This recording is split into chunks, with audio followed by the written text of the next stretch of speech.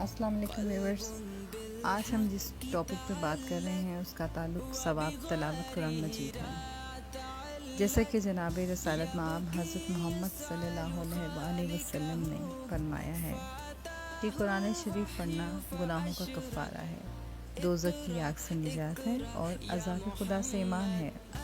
قرآن پڑھنے والے پر خدا کی رحمت نازل ہوتی ہے اور فرشتے اس کے لیے استغفار کرتے ہیں۔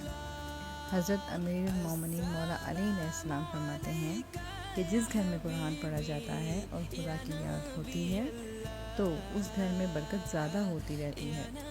جس گھر میں قرآن کی تلاوت اور خدا کی یاد نہیں ہوتی تو اس گھر میں برکت کم ہو جاتی ہے، ملائکہ اس سے دور رہتے ہیں اور شیاطین کا داخلہ ہوتا ہے۔